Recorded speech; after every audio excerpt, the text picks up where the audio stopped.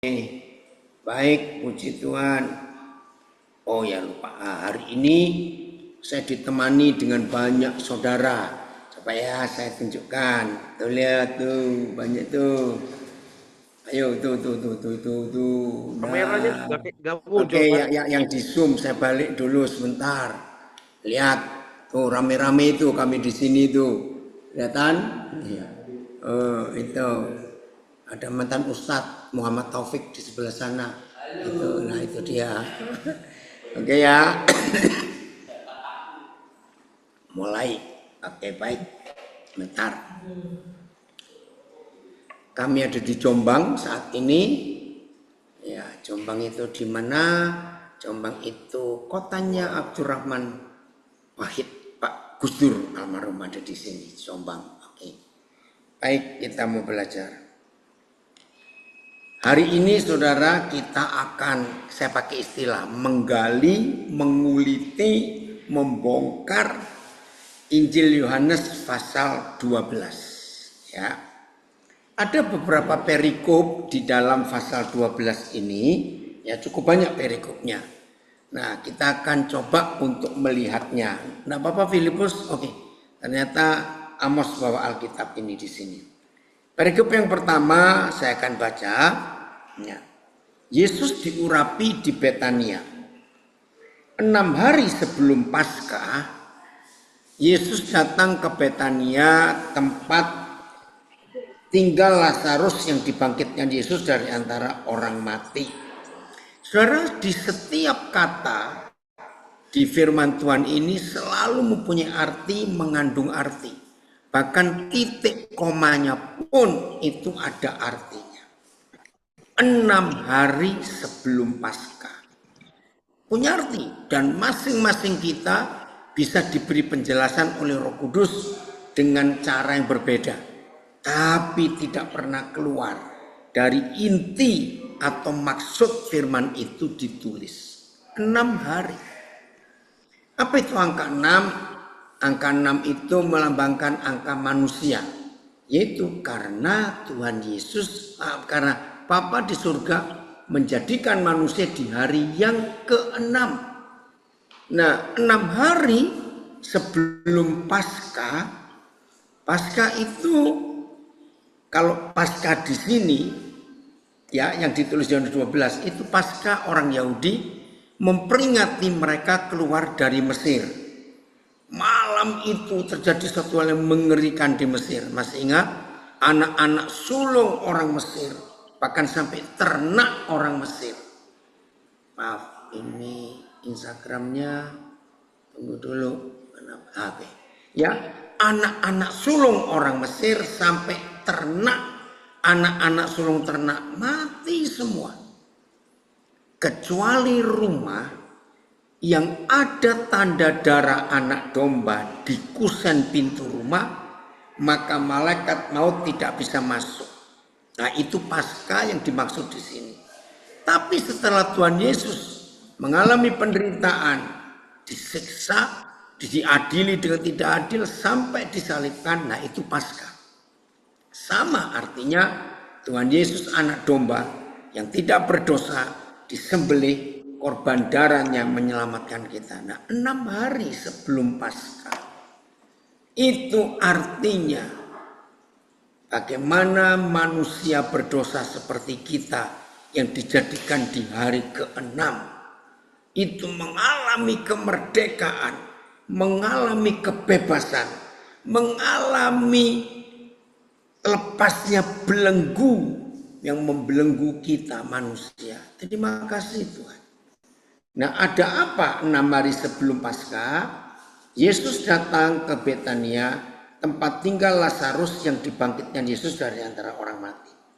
Di situ diadakan perjamuan pesta untuk dia. Dan Marta melayani. Sedang salah seorang yang turut makan dengan Yesus adalah Lazarus. Inilah 3 kakak beradik, Lazarus, Marta, Maria. Terserah saya menyebut Marta, Maria, Lazarus, terserah. Maka Maria mengambil setengah kati, ya ukuran masa itu, minyak narwastu murni yang mahal harganya. lalu meminyaki kaki Yesus dan menyekanya dengan rambutnya. Dan bau minyak semerbak di seluruh rumah itu. Saudara, jangan rancu, jangan bingung dengan Tuhan Yesus diurapi minyak hal yang sama, tapi di Lukas pasal 7. Nah itu beda. Itu di rumah Simon, orang Farisi. Kasusnya sama. Tuhan Yesus diminyaki, diurapi oleh seorang perempuan. Ya. Ayat 4. Tetapi Yudas Iskariot, seorang dari murid-murid Yesus yang akan segera menyerahkan dia, berkata, mengapa minyak narwastu ini tidak dijual saja senilai 300 dinar? Kalau sekarang ini bisa 30 juta rupiah itu. Dan uangnya diberikan kepada orang-orang miskin. Hal itu dikatakannya, nah ini loh, motivasinya sudah salah. Hal itu dikatakannya bukan karena Yudas memperhatikan nasib orang-orang miskin. Bukan. Walaupun kata-katanya itu kan lebih bagus untuk orang miskin. Melainkan karena ia adalah seorang pencuri. Ia sering mengambil uang yang disimpan dalam kas yang dipegangnya. Nah ternyata sejak zaman dulu sudah ada orang-orang model seperti Yudas ini. Bahkan tanpa tahu dengan jelas, kita pun pernah mengalami seperti ini. Maka kata Yesus, biarkanlah Yudas, Maria melakukan hal ini, mengingat hari penguburanku. Luar biasa. Ya, Maria mempersiapkan hari kematian Tuhan Yesus supaya diminyaki mayatnya itu. Karena orang-orang miskin selalu ada padamu, tapi aku ini tidak akan selalu ada pada kamu. Saudara, mari kita merenungkan ini. Ingat, 6 hari sebelum Paskah, saudara dan saya sebagai manusia diciptakan, dijadikan pada hari ke-6. Ternyata belenggu dosa mengikat kita. Tekanan-tekanan beban kejahatan menekan hidup kita. Dan banyak lagi belenggu-belenggu apa saja yang menekan kita.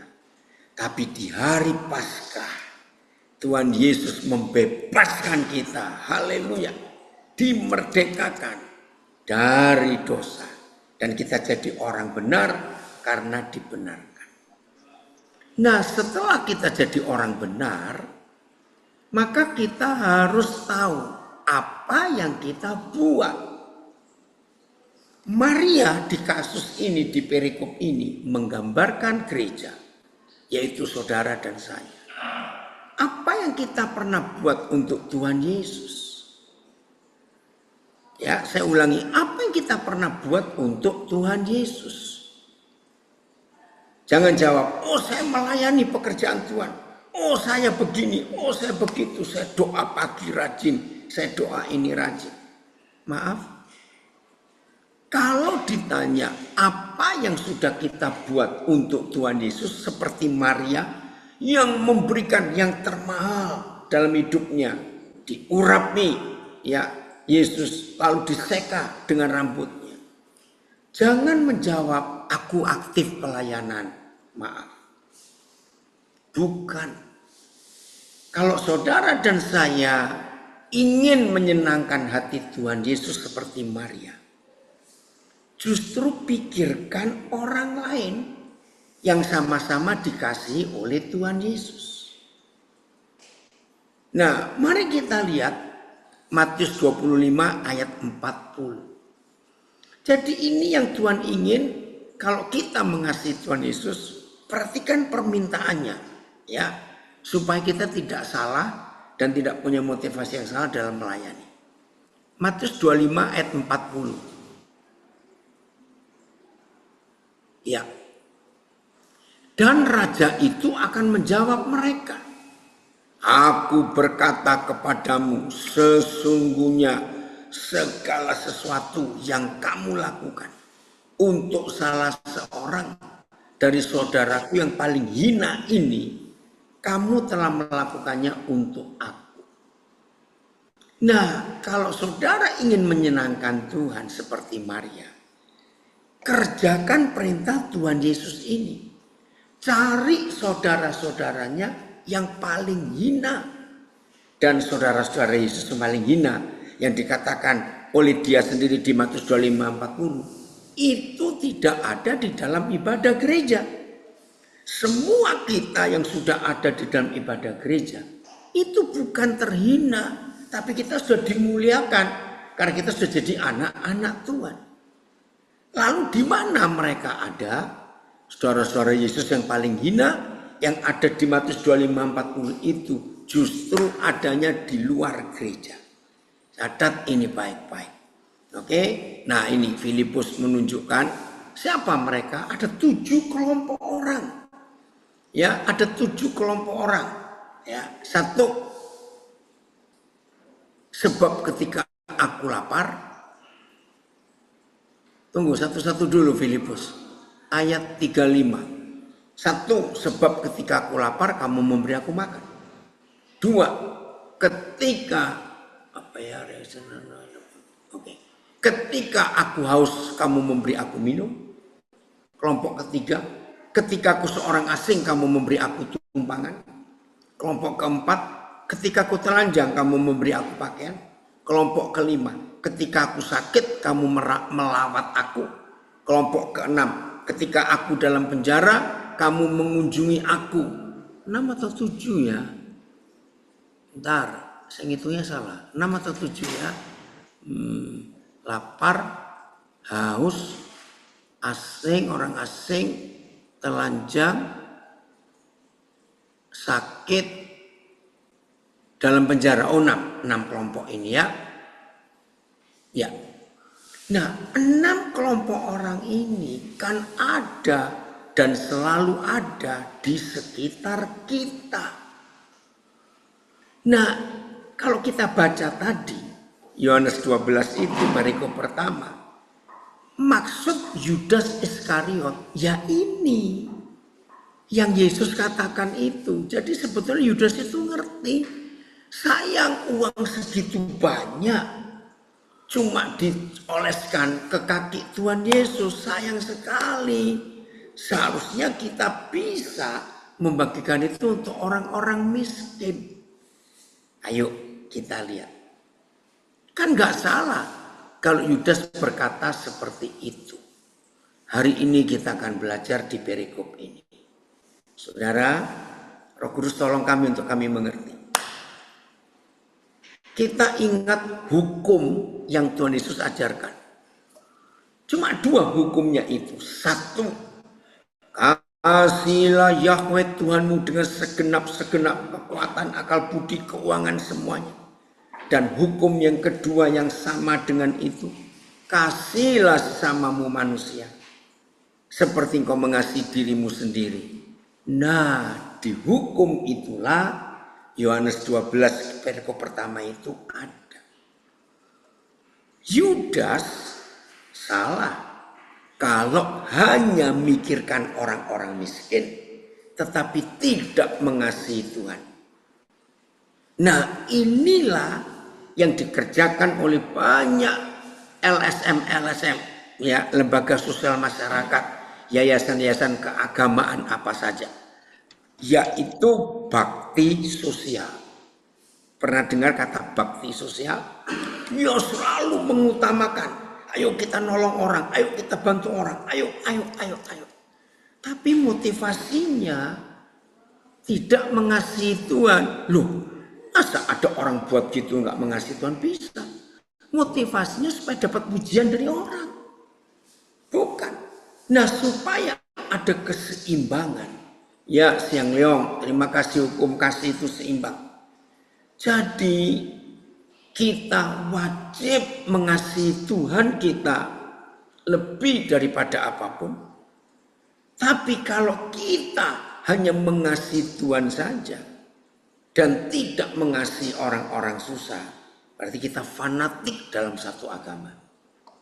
Tapi kalau kita hanya mengasihi orang-orang susah, orang-orang miskin saja, tapi tidak mengasihi Tuhan, berarti kita hanya ingin dipuji orang.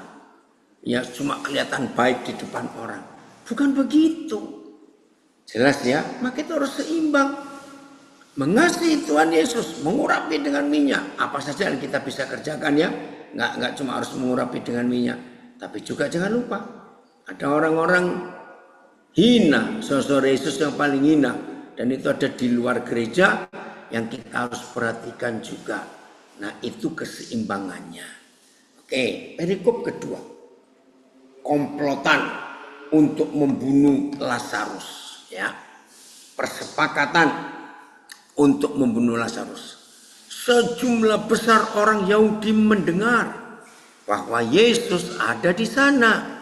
Dan mereka datang bukan hanya karena Yesus, melainkan juga untuk melihat Lazarus yang telah dibangkitkannya dari antara orang mati. Kenapa? Mereka juga kok benci Lazarus itu kena apa? Karena ada orang-orang Saduki di antara orang-orang Yahudi itu. Nah, kelompok Saduki itu sebuah partai di zaman itu. Nah, partai Saduki ini aneh. Sebuah partai yang tidak mempercayai kebangkitan orang mati. Maka itu, supaya ajaran Saduki tetap murni, maka Lazarus harus dibunuh. Karena dengan bangkitnya Lazarus dari kematian setelah 4 hari itu, maka pengikut Saduki goyah. Loh, ternyata ada orang yang mati bisa bangkit. Karena itu kelompok Yahudi ini marah dan ingin membunuh Lazarus. Saya ulangi ayat 10. Lalu imam-imam kepala bermufakat untuk membunuh Lazarus juga. Sebab karena dia, nah itu tercatat di ayat 11-nya. Karena Lazarus bangkit, banyak orang Yahudi penganut faham atau partai Saduki meninggalkan mereka dan percaya kepada Yesus. Wih, ngeri sekali.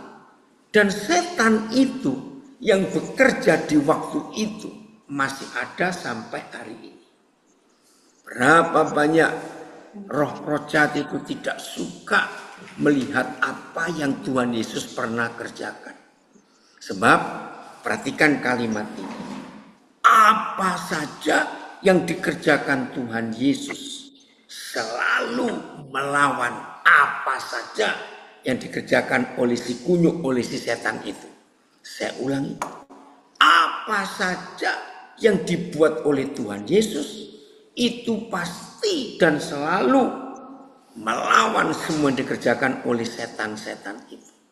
Maka itu mereka nggak suka melihat hasil yang dikerjakan oleh Tuhan Yesus. Jadi dalam hidup kita, kalau saudara dan saya melakukan apa saja sesuai dengan perintahnya dan sesuai dengan yang dikehendakinya, lalu ada halangan, lalu ada yang nggak suka, jangan panik, jangan takut, jangan melawan pakai kekuatan kita.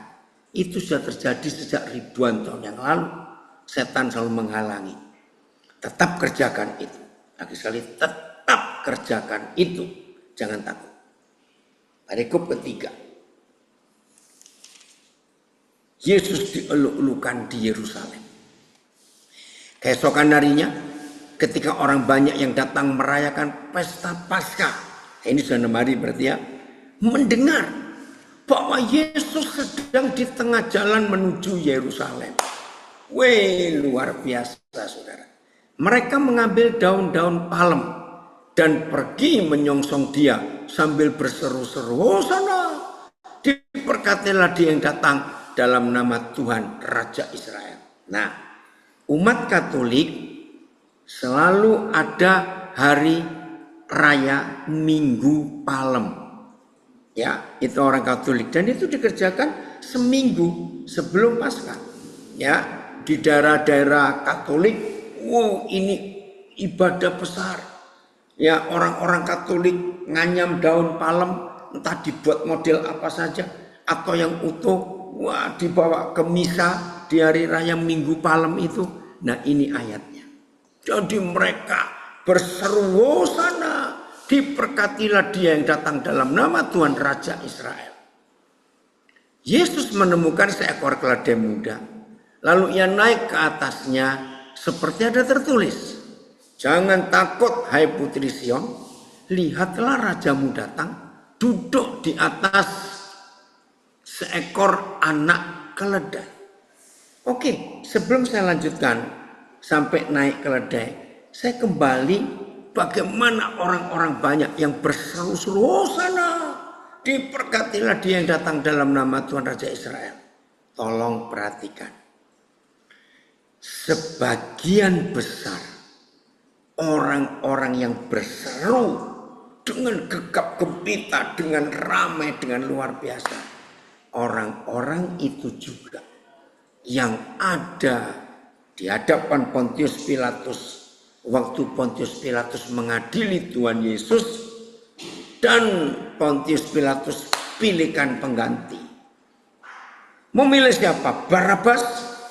Barabas itu penjahat yang ngeri di zaman itu. Jahat, sadis. Kalian pilih Barabas atau pilih Yesus?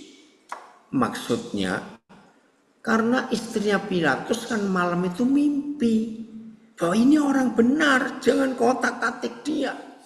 Tapi namanya pemimpin wilayah jajahan, Pilatus gengsi kalau mencabut perkataannya yang tadi dihukum, maka itu dalam hukum Romawi ada pengganti, ada penggantinya.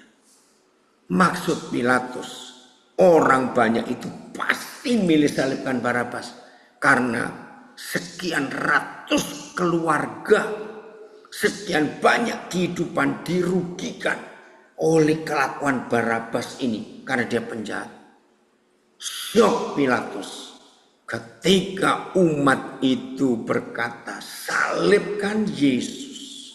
Nah, sebagian besar orang-orang yang berteriak salibkan Yesus itu adalah orang-orang yang sama yang di hari Minggu Palem itu mereka mengeluk-elukan Tuhan Yesus. Hosana.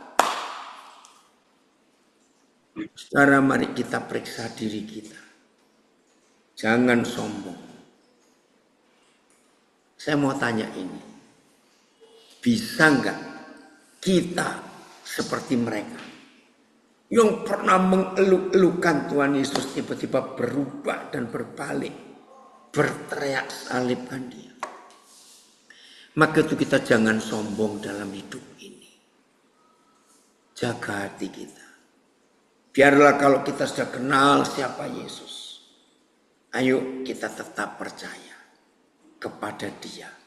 Apapun goncangannya, apapun halangannya, apapun situasinya, ayo tetap setia kepada Tuhan Yesus. Jangan berubah dalam konsep itu. Ya, ada yang tanya, saya baca ya. Berarti kalau sekarang tukar kepala ya, Pak Daniel? Betul. Oke, saya akan jawab. Mari kita buka Yohanes 1 ayat 29. Ini saya nggak tahu ini Pak Andreas siapa yang tanya ini ya. Yohanes 1 ayat 29. Nah ini jawabannya. Terima kasih Pak Andreas. 1:29.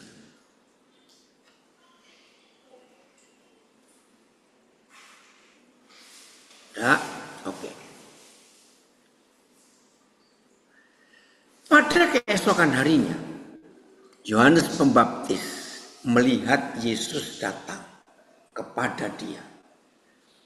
Dan Yohanes Pembaptis berkata kepada orang banyak itu, lihatlah anak domba Tuhan yang menghapus dosa dunia. Saudara, ini sangat luar biasa. Nah, saya pernah baca buku sejarah kerajaan Romawi di masa itu. Bebet, Papa senang sekali kamu hadir. Ya, dengar. Di zaman itu, maka itu Pilatus menggunakan pengganti. Di zaman itu, hukum Romawi itu sadis.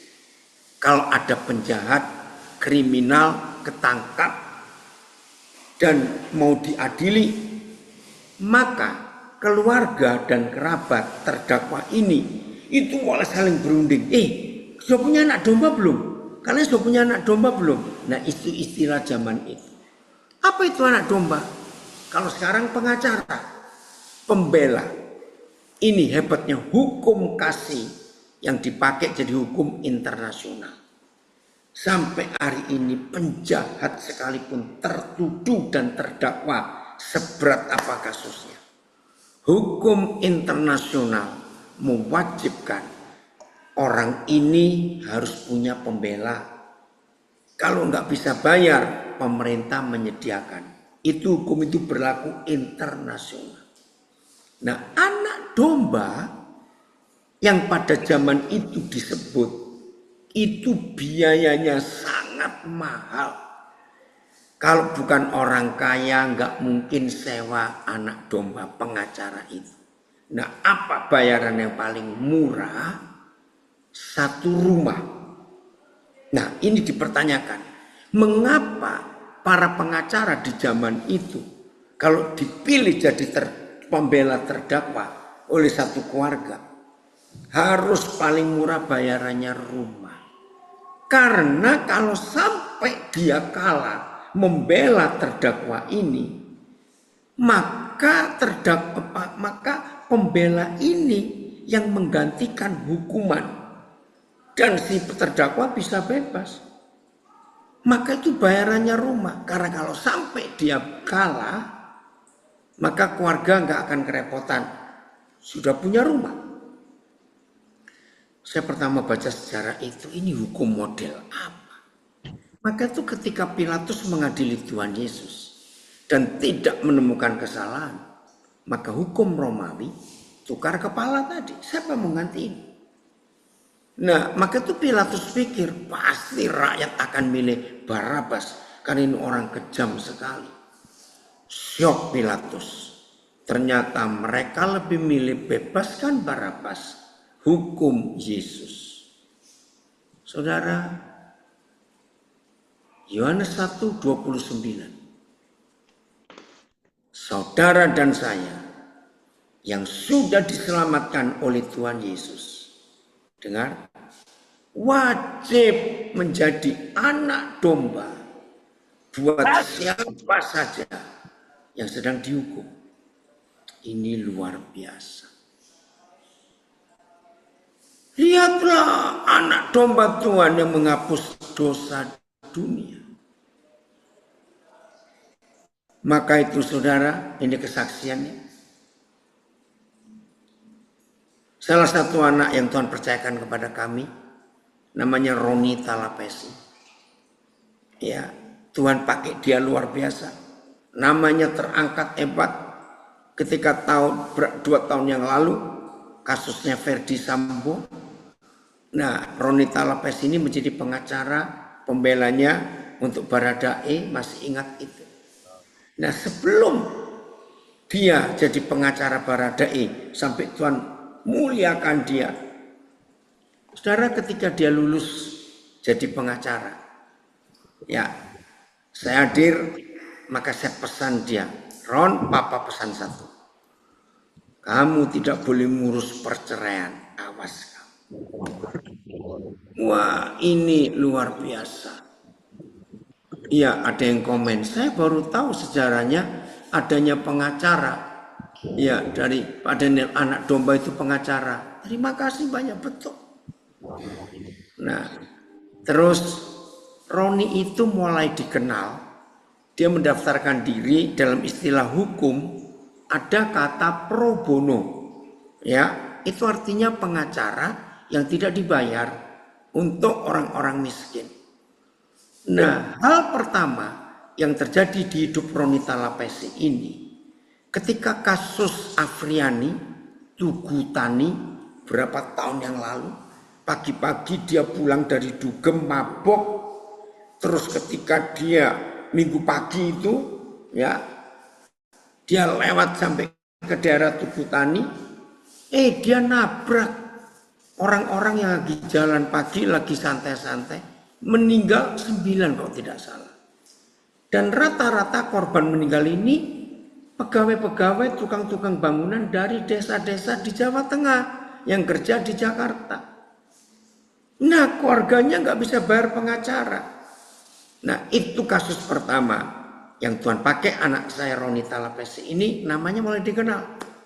Dia menyerahkan diri untuk tidak dibayar, membela kalau nggak salah 7 korban. Luar biasa. Dia menang.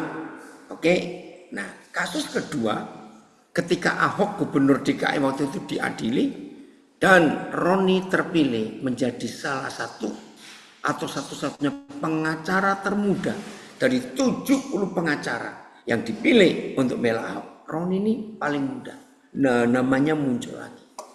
Dan puncaknya waktu Baradae itu. Nah, ini contoh. Siapkah saudara dan saya menjadi anak domba buat banyak orang? Wendra, puji Tuhan, Bapak ngeliat itu. Kamu rambutmu di apa ya? Tanam tuh cangkok ya. Maaf. Siapkah kita jadi anak domba? Nah, ini perikop yang ketiga ya. Kita lanjut 3 atau 2? 1, 2, 3. Ya. Kita lanjutnya. Oke, sekarang ayat 14. Yesus menemukan seekor keledai muda. Lalu ia naik ke atasnya seperti ada tertulis. Ini dalam kitab Mazmur kalau nggak salah. Jangan takut, hai putri Sion. Lihatlah rajamu datang. Duduk di atas seekor anak keledai. Saudara, kenapa harus keledai? Dan kenapa muda? Saudara, ternyata unik sekali. Ya, ada berapa keunikan keledai? Coba yang ingin tahu nanti bisa cari di foto-foto di Google. Ternyata keledai itu diciptakan Tuhan sebagai makhluk yang hidupnya harus mikul beban. Ini yang luar biasa. Nah, keledai itu kalau jalan tapi tidak mikul beban, unik. Justru jalannya akan gontai, akan nggak seimbang begitu. Luar biasa Tuhan ciptakan keledai itu. Jadi sepanjang umur hidup keledai harus selalu punya beban yang dia pikul. Dan Yesus milih keledai. Berbahagialah saudara dan saya. Kalau kita terpilih jadi keledainya Tuhan Yesus, kita pun ikut dapat berkat yang luar biasa. Nah, yang kedua uniknya, hampir semua keledai, kalau saya nggak berkata semua keledai, cari di foto-foto Google, ternyata di punggung dia itu ada bentuk salib, saudara. Ya, di punggung keledai itu ada bentuk salib, unik sekali. Pertama kali saya diberitahu juga, kok bisa ya ada bentuk salib di punggungnya. Nah, keledai itu sudah siap untuk mikul salib itu. Kata muda artinya masih punya kekuatan, masih punya kesanggupan. Begitu ingat lagu pujian yang sangat terkenal yang kita sering nyanyi, walaupun penggubahnya sudah dipanggil Tuhan seorang gembala, ya, ketika anaknya meninggal kecelakaan, dia nggak terima, muncul lagu itu. Hidup ini adalah kesempatan. Hidup ini untuk melayani Tuhan. Nah, jangan sia-siakan. Itu dia waktu yang Tuhan beri. Nah, saudara, ayo gunakan kesempatan. Yang masih muda-muda, masih punya kekuatan, jangan disia-siakan. Jangan tunggu maaf. Umur sudah kepala 6, kepala 7, jalan sudah miring-miring, maaf. Makan sudah susah, terus berkata Tuhan pakai aku. Tuhan yang repot. Maaf. Masih muda. Gunakan itu. Ini ada komen. Peristiwa Yesus naiki keledai ini pun tidak luput dari penggenapan dan pembuktian Yesus sebagai Mesias dari Zakaria 9 ayat 9. Terima kasih Asen. Jadi apa saja yang Tuhan Yesus lakukan itu selalu menggenapi yang tertulis tentang dia di perjanjian lama. Ya, itu tadi Zakaria 9 ayat 9. Terima kasih nak untuk kirim ayat itu. Jadi dengan keledai ini kita bisa belajar. hidup yang selalu siap nanggung beban, dan ada salib, dan masih muda, dan menggenapi nubuat-nubuat perjanjian lama, maka hidup itu luar biasa. Saya nggak tahu siapa ini, Elsie Grace. Ya, selamat malam Papi. Terima kasih untuk firman-Nya, dapat menguatkan saya. Puji Tuhan. Ya, oi, orang Brisbane ikut gabung juga. Makasih, Jeb. Lanjut. Ayat berapa ini sekarang? Ayat 15 ya. Oh, ayat 16. Ayat 16. Mula-mula murid Yesus tidak mengerti akan hal itu. Muridnya aja nggak ngerti loh, saudara. Tetapi sesudah Yesus dimuliakan, teringatlah mereka bahwa nas, potongan ayat pendek, potongan nas, bahwa nas itu mengenai dia, dan bahwa mereka telah melakukannya juga untuk dia. Ayat 17, orang banyak yang bersama-sama dengan dia ketika ia memanggil Lazarus keluar dari kubur dan membangkitkannya dari antara orang mati, memberi kesaksian tentang dia. Jadi banyak orang menambahkan, oh ya betul Yesus itu begini, oh ya luar biasa. Sebab itu orang banyak itu pergi menyongsong dia karena mereka mendengar bahwa ia yang membuat mujizat itu. Nah, motivasinya kelihatan. Orang banyak yang mendengar tentang mujizat Lazarus dan lain-lain itu, menyongsong Yesus, maka itu pakai daun-daun palem. Tapi kok bisa orang yang sama berseru salibkan dia? Kok bisa? Ternyata motivasinya. Lah, yang sudah membangkitkan orang mati, ternyata dia itu penjahat dan bisa mati juga. Ini buat mereka kecewa. Maka itu saudara, jangan kita punya motivasi yang salah dalam berjalan bersama Yesus. Ada komen, ya Gus, senang sekali Papa. Saya selalu ingatkan diri sendiri. Jika saya adalah keledainya setiap kali terima pujian, jadi pujian itu sejatinya untuk Yesus, bukan untuk saya yang adalah keledai. Terima kasih Gus. Ini keren. Bayangkan. Kalau keledainya itu kayak kita.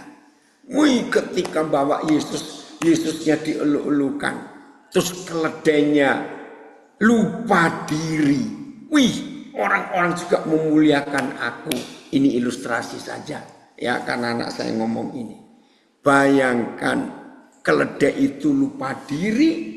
Lalu dia berdiri ikut menyambut teriakan orang banyak. Jadi apa Yesus ketika keledainya berdiri? Ayo jawab doa. Yesus jatuh.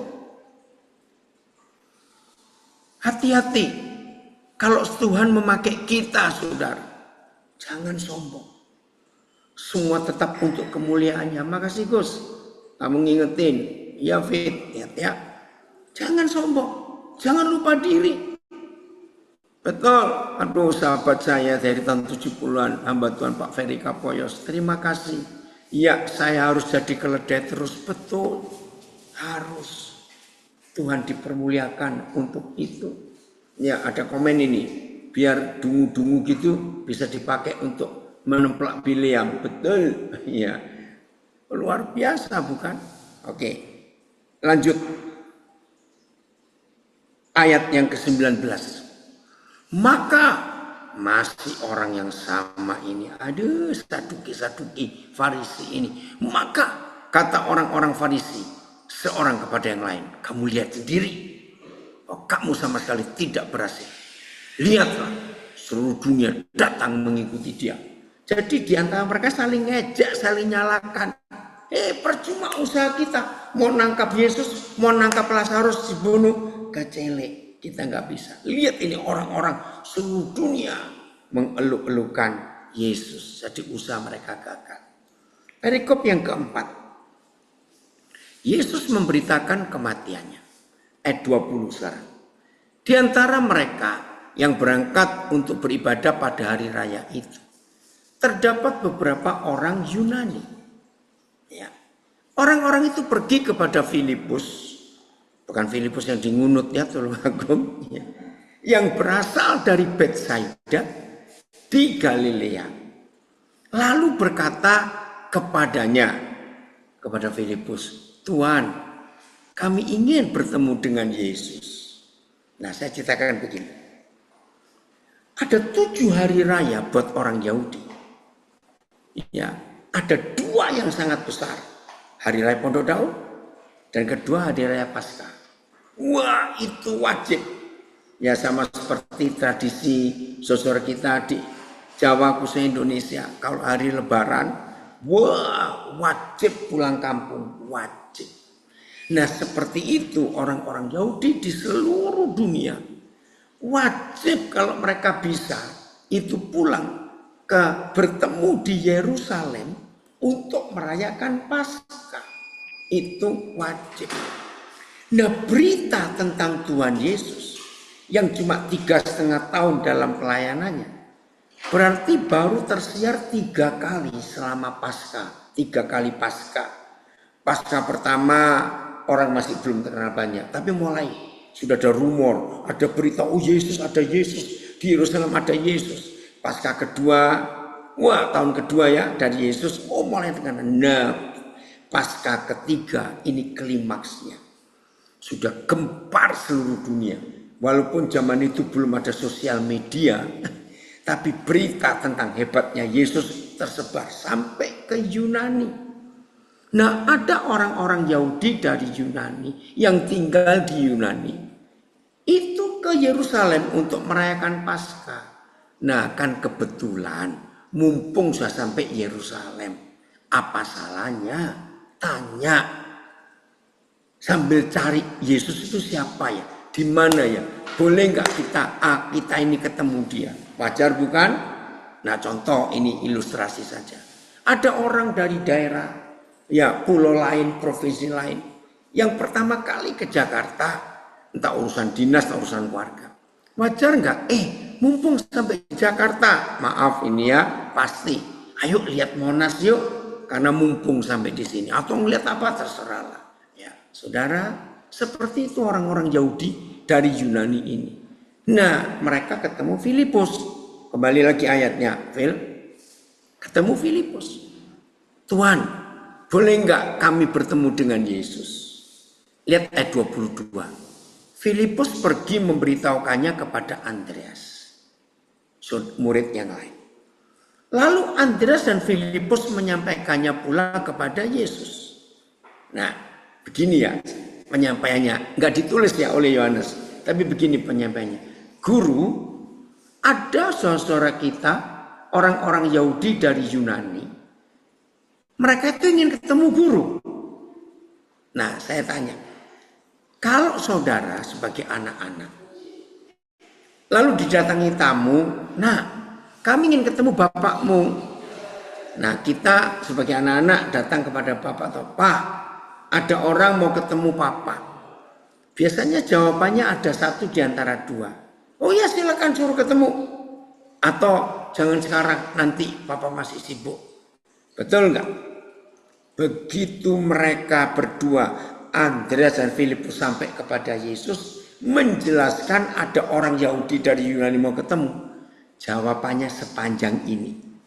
Tetapi Yesus menjawab mereka katanya, telah tiba saatnya anak manusia dimuliakan. Aku berkata kepadamu, sesungguhnya jikalau biji gandum tidak jatuh ke dalam tanah dan mati, ia tetap satu biji saja. Tetapi jika ia mati, ia akan menghasilkan banyak buah. Barang siapa mencintai nyawanya, ia akan kehilangan nyawanya. Tetapi barang siapa tidak mencintai nyawanya di dunia ini, ia akan memeliharanya untuk dia hidup yang kekal. Barang siapa melayani aku, ia harus mengikut aku. Dan di mana aku berada, di situ pun pelayanku akan berada. Barang siapa melayani aku, ia akan dihormati Bapa. Sekarang jiwaku terharu. Dan apakah yang akan kukatakan? Bapa, selamatkanlah aku dari saat ini? Tidak. Sebab untuk itulah aku datang ke dalam saat ini. Bapa, muliakanlah namamu. Ayo. Kalau saudara dan saya itu Andreas dan Filipus, hanya ditanya ada orang-orang mau ketemu guru. Terus jawab Yesus sepanjang ini, pusing gak? Cepat. Terus ngomongnya apa itu kepada orang-orang Yunani itu? Lu ngerti nggak maksudnya, saudara? Ini seru sekali. Ya, nampaknya gak nyambung, betul. Ini terus jawabnya apa? Kalau orang-orang Yunani itu tanya, terus akhirnya Andreas Filipus balik ketemu mereka. Gimana? Kapan bisa ketemu? Pasti mereka cuma cengengesan. Gak tahu. Habis jawabannya panjang seperti itu. Saudara, saya nggak akan lupa. Awal tahun 80-an. Roh Kudus mewahyukan saya kebenaran ini. Dari jawaban sepanjang itu, ternyata intinya ada di ayat 24. Itu jawaban Tuhan Yesus.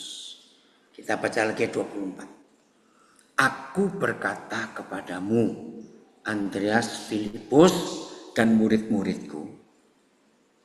Sesungguhnya, jikalau biji gandum tidak jatuh ke dalam tanah dan mati, ia tetap satu biji. Tapi kalau ia mau mati dan busuk di dalam tanah, maka satu benih ini akan tumbuh satu pohon. Dan dari satu pohon ini akan keluar sekian banyak buah. Dan dari setiap buah itu ada sekian ratus butir gandum. Wih, ketika Roh Kudus menjelaskan itu, ini dia rahasianya.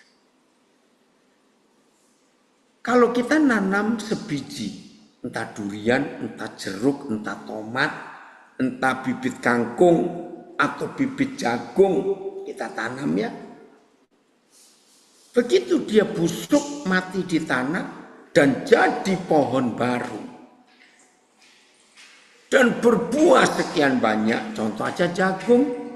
Satu buah jagung itu ada berapa puluh, berapa ratus butir jagung. Tolong perhatikan.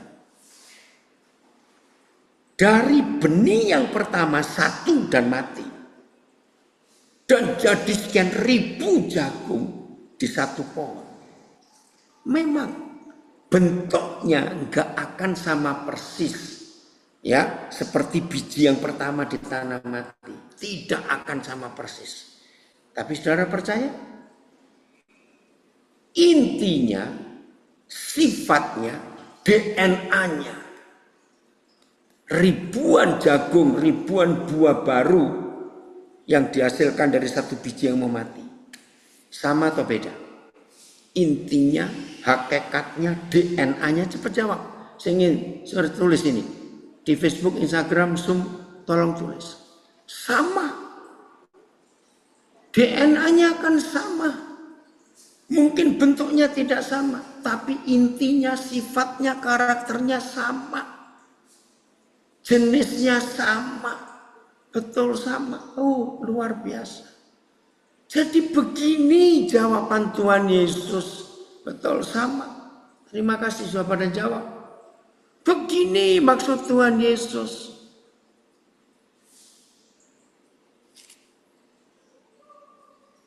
Andreas, Filipus, sampaikan kepada saudaramu yang dari Yunani.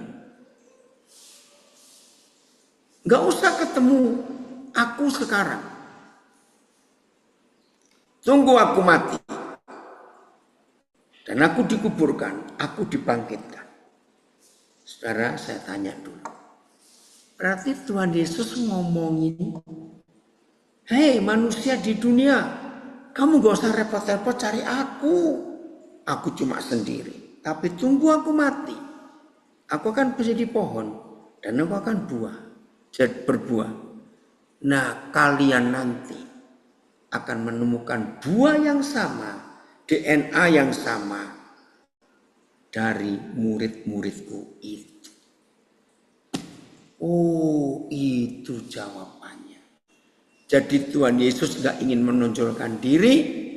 Wow, betul. Hasan, ini pengertian yang hebat. Ini ada komen dari Nabire. Ya, duplikasi Yesus dalam hidup murid-muridnya.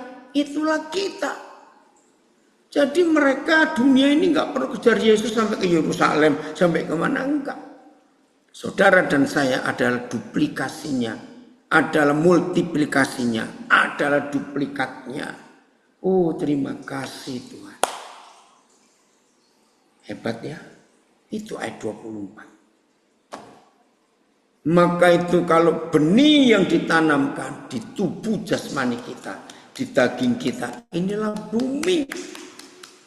Wih, Andre, hebat ya nak. Senang ini. Anak saya komen ini hebat. Anak saya namanya Andre Agus, ini unik. Tahun 2000 ketika awal-awal kerusuhan Poso meledak. Aduh. Ya, ada komen. Jadi kalau kita belum jadi reflektor Yesus, kita bukan murid, betul. Jadi dunia akan melihat Yesus lewat kita. Ayat 25. Barang siapa mencintai nyawanya, ia akan kehilangan nyawanya. Ini aneh. Mencintai kok malah hilang. Nah begini. Kalau ada satu biji, ya biji buah apa sajalah, nggak mau kehilangan nyawanya, nggak mau ditanam sampai busuk, catat, dia sendiri akan rusak dan mati, nyawanya hilang. Betul? Saya ulangi. Barang siapa mencintai nyawanya, ia akan kehilangan nyawanya. Tetapi barang siapa tidak mencintai nyawanya di dunia ini, ia akan memeliharanya untuk hidup yang kekal. Jadi satu biji harus siap kehilangan nyawa, mati, busuk, tapi jadi pohon baru. Ya betul, dari Kutai Barat. Wah, makasih nak, pengikut Yesus adalah duplikasi benih dari Yesus. Amin. Ya, dari Ngunut. Jadi kita harus berani berkata, siapa mau ketemu Yesus lihat saya. Betul. Karena duplikat Yesus ada di hidup kita. Maka itu siap kehilangan nyawa, akan berbuah banyak. Ayat 26. Nah ini yang sering saya pakai untuk pertemuan hamba-hamba Tuhan. Oh, ya masih ada 2 perikop lagi. Ya sudah tinggal 9 menit. Ya. Ayat 26. Barang siapa melayani aku, ia harus mengikut aku. Dan di mana aku berada, di situ pun pelayanku akan berada. Barang siapa melayani aku, ia akan dihormati Bapa. Luar biasa. Saudara, suatu hari saya lupa di tahun berapa, sudah lama. Roh Kudus memberi saya pewahyuan tentang ayat 26. Yohanes 12 ini lucu sekali. Ternyata ada 4 macam hamba Tuhan. Atau ada 4 jenis hamba Tuhan. Ya, tersendat-sendat IG-nya. Coba Eka kamu pindah ke Facebook atau ke Zoom atau lebih susah. Karena ini anak saya tinggal di daerah yang sinyalnya sulit sekali. Di Kutai Barat. Ya, oke, tidak mungkin tanam biji mangga berbuah durian. Woi, jangan, Ferry. Ya, oke ya. Saya ada 4 jenis, 4 macam hamba Tuhan. Nomor 1, ya hamba Tuhan beneran ini. Barang siapa melayani aku, ya harus mengikuti aku semuanya. Nomor 2, maafkan saya. Itu hamba organisasi. Bunyinya begini. Barang siapa melayani organisasi, ia harus mengikuti organisasi. Dan di mana organisasi itu berada, di situ pun pelayan organisasi akan berada. Apa itu artinya? Maaf, tidak sedikit hamba-hamba Tuhan, bukan hamba Tuhan tapi hamba organisasi.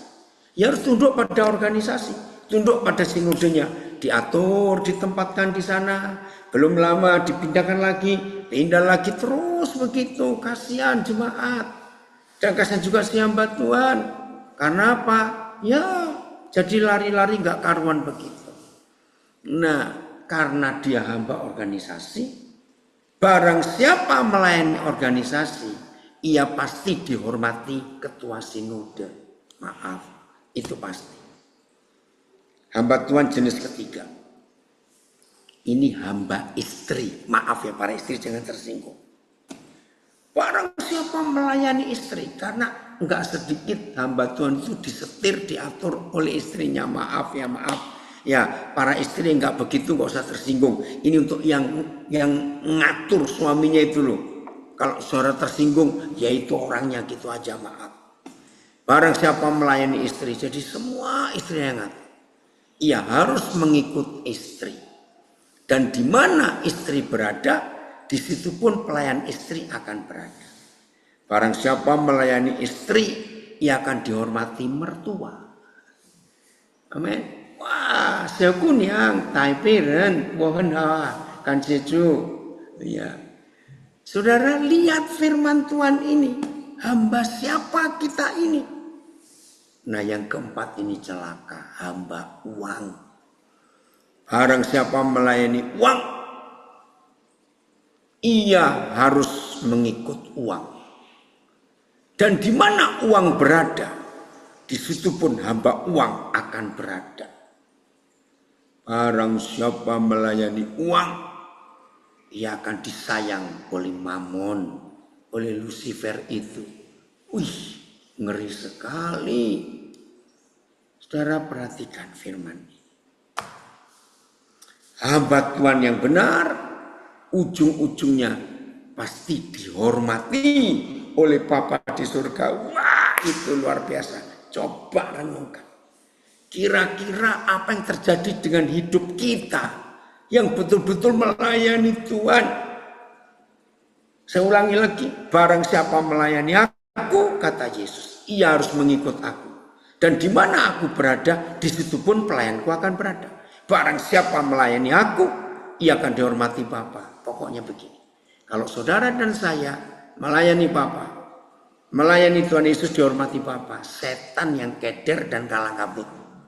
Karena setan tidak berani ganggu kepada kita yang dihormati oleh Bapa. Berarti kita dibela, kita dilindungi, kita dijaga, kita dijamin. Luar biasa. Amin ya. Oke. Ayat 27 sekarang jauh terharu. Dan apakah yang akan? Oke, ada komen bagus ini. Saya nggak tahu dari siapa. Yohanes 12 ayat 26 menjadi tujuan hidup murid Yesus semasa ada di dunia. Amin. Sekarang jiwaku terharu ayat 27. Dan apakah yang akan kukatakan? Bapak, selamatkan aku dari saat ini. Nah, ini cari selamat. Ingin lari dari penderitaan. Tidak, jawab Yesus. Sebab untuk itulah aku datang ke dalam saat ini. Terima kasih Tuhan untuk mati, dikuburkan, busuk. Jadi luar biasa. Iya. Ya. Oke, ayat 28. Bapa, muliakanlah aku. Bapa, muliakanlah namamu. Maka terdengarlah suara dari surga. Aku telah memuliakannya dan aku akan memuliakannya lagi. Orang banyak yang berdiri di situ dan mendengarkannya berkata, "Ih, bahwa itu bunyi guntur." Ada pula yang berkata, "Seorang malaikat telah berbicara dengan dia." Jawab Yesus. Ini keren. Terima kasih. Ini jawaban Tuhan Yesus yang luar biasa. Jawab Yesus. Hei orang banyak. Suara itu telah terdengar. Bukan oleh karena aku, kata Yesus. Dengar baik-baik. Ini luar biasa. Suara itu terdengar melainkan oleh karena kamu. Saudara dan saya yang menjadi pelayan Yesus yang benar, maka akan ada suara dari surga. Aku telah memuliakannya. Lah, nyanyi di sini bukan Yesus, tapi saudara dan saya yang betul-betul menjadi hamba Tuhan yang taat. Wih, terima kasih Tuhan. Apa yang ngomong loh? Aku telah memuliakannya. Saudara dan saya dimuliakan oleh Bapa. Dan aku akan memuliakannya lagi.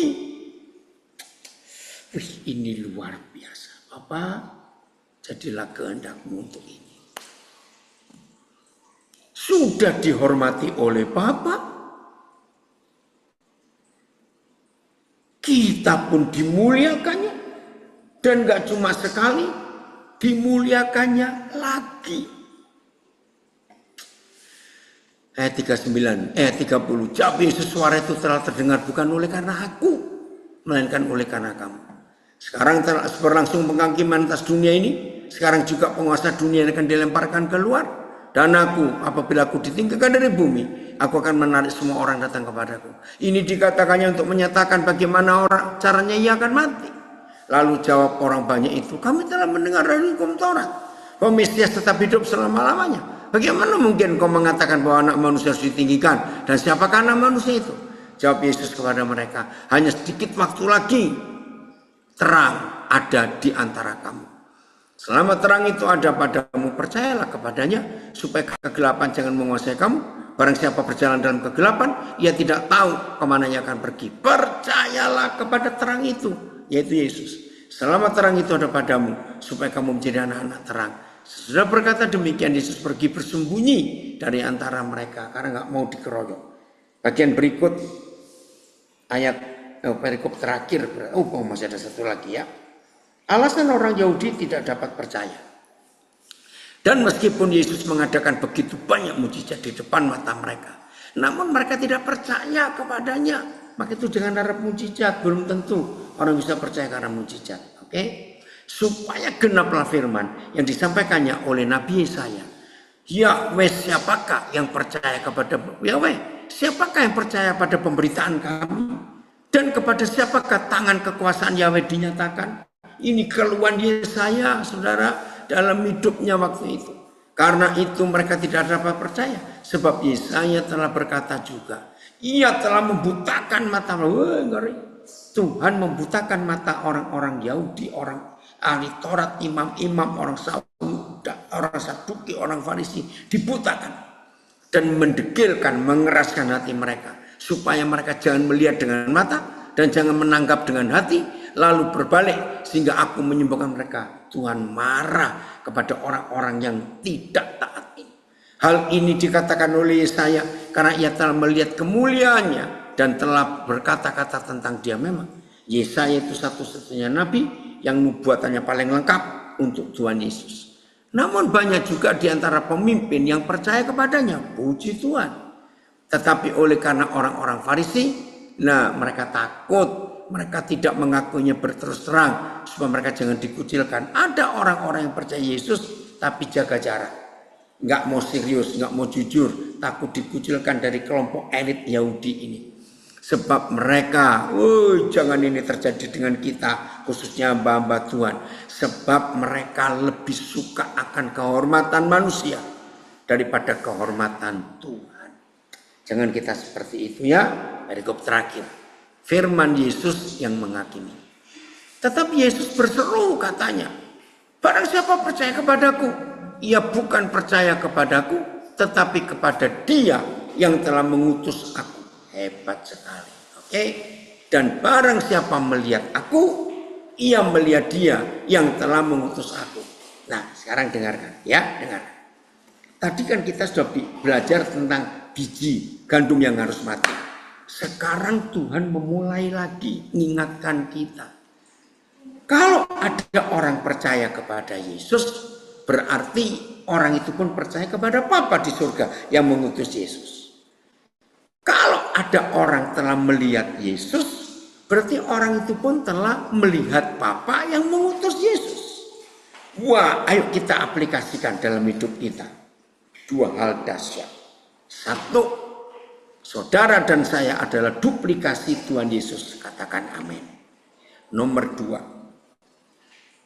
Bapa di surga tidak hanya memuliakan Yesus, tapi memuliakan kita yang percaya Dia. Dan kita akan dimuliakan lagi. Ini ayatnya ayat 45. Ayat 46. Aku telah datang ke dalam dunia sebagai terang. Supaya setiap orang yang percaya kepadaku jangan tinggal dalam kegelapan. Dan jikalau seorang mendengar perkataanku tapi tidak melakukannya, aku tidak menjadi hakimnya. Bukan Dia menghakimi. Sebab aku datang bukan untuk menghakimi dunia, melainkan untuk menyelamatkannya. Barang siapa menolak aku, dia tidak menerima perkataan. Ia sudah ada hakimnya, yaitu firman yang telah kukatakan. Itulah yang akan menjadi hakimnya pada akhir zaman. Begini ilustrasinya. Ada orang melanggar aturan lalu lintas. Mas, kamu pulang dulu nggak apa-apa? Belum. Ada orang melanggar peraturan lalu lintas, ya pasti kita tahu. Prit, Pak Polisi, gitu. Terus ditanya gini-gini, wah ternyata kena tilang. Saya tanya, yang nilang polisinya atau hukum yang kita langgar yang menilangnya? Tahu ya arti ayat ini? Jadi kalau Tuhan Yesus memberikan hukum dan kita langgar, lalu kita dihukum, maka yang menghukum itu bukan Tuhan Yesus. Tapi hukum itu, firman itu. Ya, ada pertanyaan. Kalau hari-hari ini ada banyak orang pemburu mujizat, gimana itu Pak? Cari debu emas, keluar minyak, dari benda-benda, keluar madu dan sebagainya. Ya udahlah terserah dia, kita nggak usah ikut-ikutan. Jadi ini luar biasa. Jadi Tuhan Yesus nggak pernah menghukum, nggak pernah menghakimi. Hukum itu sendiri yang menghukum kita. Ada orang ketangkap lalu disidang di pengadilan, hakim memutuskan, jaksa menentukan. Bukan jaksa dan hakim itu yang menghukum, ya hukum yang dibuat itu yang dilanggar. Saya harap mengerti. Ya, ayat 49. Sebab aku berkata-kata bukan dari diriku sendiri, tetapi Bapa yang mengutus aku. Dialah yang memerintahkan aku untuk mengatakan apa yang harus aku katakan dan aku sampaikan. Puji Tuhan. Dan aku tahu bahwa perintahnya itu adalah hidup yang kekal. Jadi apa yang aku katakan, aku menyampaikannya sebagaimana yang difirmankan Bapa kepadaku. Jadi Tuhan Yesus pun enggak dari dirinya sendiri, tapi dia selalu dengar dari Bapa di surga. Inilah hebatnya Yohanes pasal 12 itu untuk kita bisa belajar bersama-sama. Saya ingin nyapa, siapa ya? Abicar Zuhur. Dari mana itu? Salam kenal. Ya.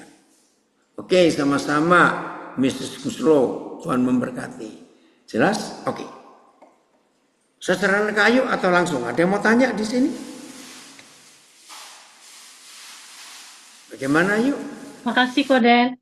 Sama-sama.